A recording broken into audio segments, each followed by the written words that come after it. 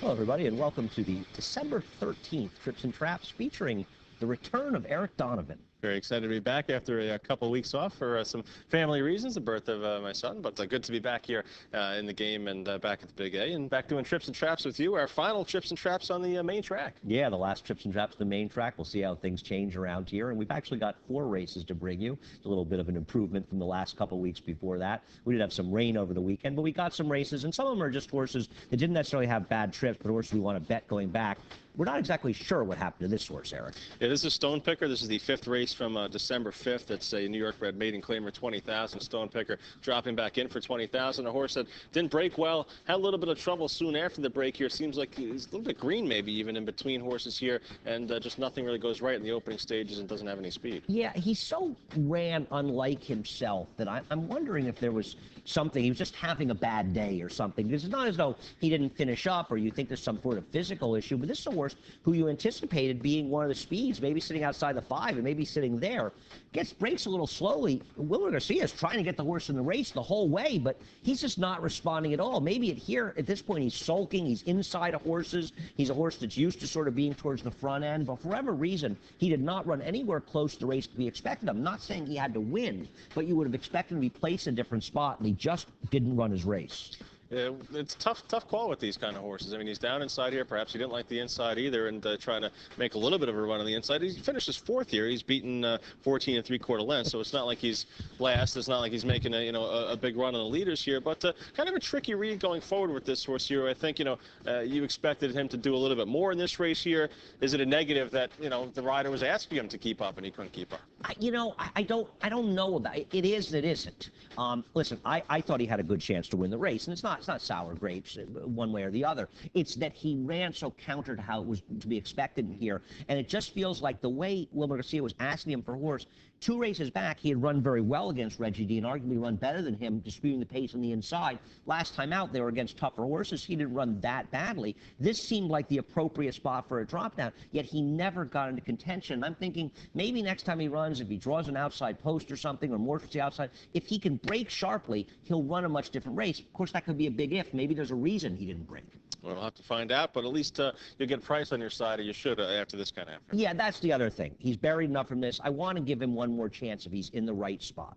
He was 4-1 in this race, and you'll probably be looking at least twice that price. He has to be bigger than that. Our second race of the show, we'll take a look at Spa City Fever. This is the 8th race from December the 6th. A 3-to-1 allowance optional claimer going 6 furlongs. A horse coming off a May layoff here for Mike Hushin. Yeah, and this is one, Eric and I are on the same page with this horse, and you see him in those yellow silks between horses, where this is a great prep for this horse when he stretches out next time. He's not a sprinter. Star Harbor was able to get clear in here and ran his 2nd consecutive triple-digit buyer figure when the 5-horse Dr. Disco stumbled at the start. Spa City Fever showed uncharacteristic speed between horses and just feels like he got the perfect tightener. He did, I think, get the perfect tighter. He did win the Alex M. Rob last year on the inner track as well on New Year's Eve. And, a horse that's up chasing a horse that's loose on the lead here that's going to win. Star Harbor, the 3-2 favorite. And Spa City Fever just on a chase, going 6 furlongs off the bench, a distance he's not really accustomed to and showing more speed than he's accustomed to as well. Yeah, this is exactly what you like to see sometimes from horses off a layoff. These kind of sort of speed tighteners he's chasing between. He didn't even really run that badly in here. I mean, he lost by less than 10 lengths, and this was a very, very fast race. And next time he runs, he'll either be on or near the lead and be a different horse. I think back, sometimes you can make nice hits with horses. They come off of layoffs, they show extreme speed, and they tire badly, but really they got exactly what the trainer wanted out of the race, and he couldn't be expected to realistically win this race. He was 14-1, even though he's fast enough to be a competitor, but not in this kind of spot. Yeah, this was a tough spot, especially considering the 6 furlong distance here, but a horse that was obviously fresh for Mike Hushin, showed that good early speed, and perhaps that's the tightener that he needs for his next start. On another note, with Star Harbor winning this race, I mean, he got a triple-digit buyer on a muddy track. Is he a horse that's just been fortunate because he's gotten loose, or is he a horse that's finally turned the corner for Bill Mott? He's pretty good, but I think a lot of it's circumstantial too. I mean, when he gets things his way, he's pretty good. When he's involved in a cutthroat speed duel, I wouldn't expect him to run quite as well as he's run a couple of these races. I tend to agree. I think maybe we have the toboggan coming, which would lead into the Tom Fool. I imagine that Bill would have to take a shot with him one of those stakes, and he belongs after those races. Yeah. But I agree. It'll be interesting to see if in a slightly less a good situation, he's able to run as well.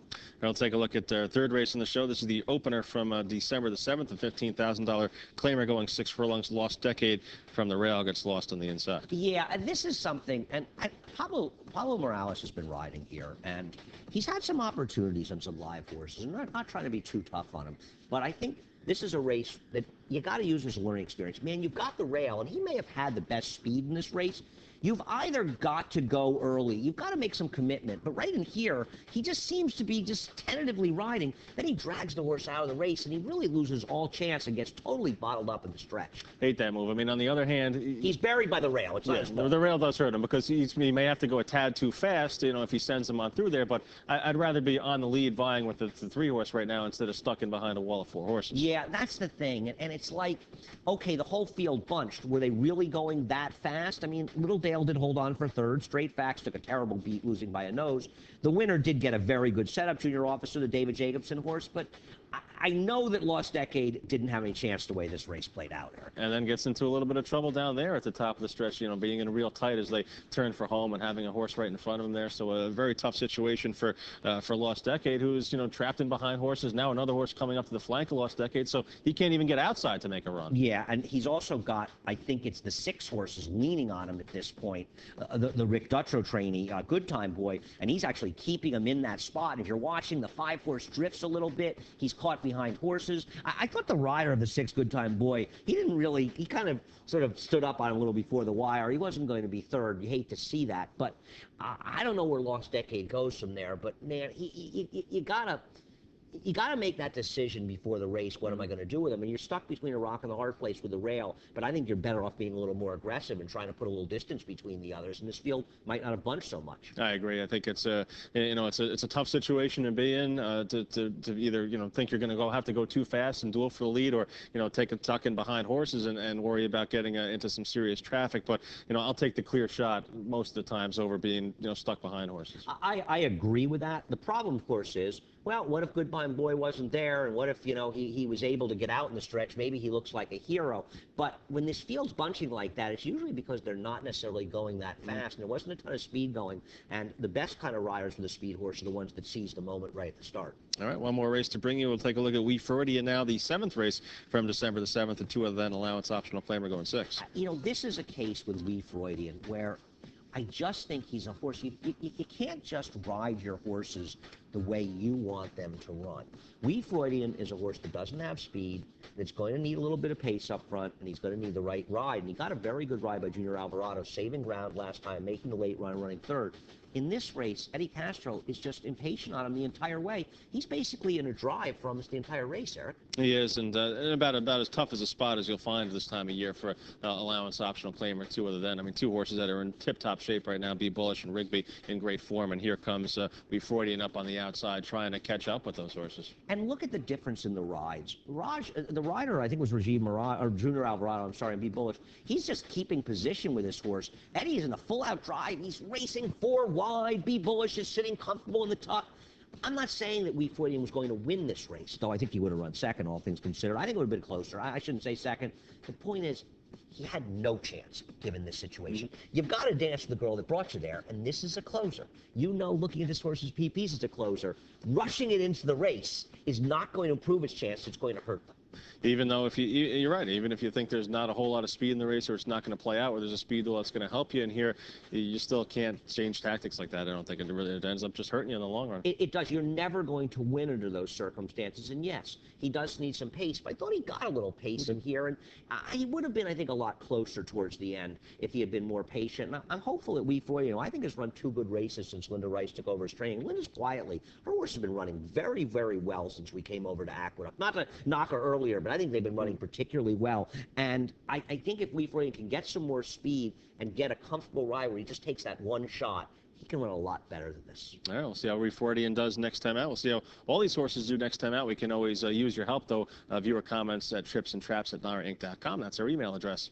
And thanks for watching.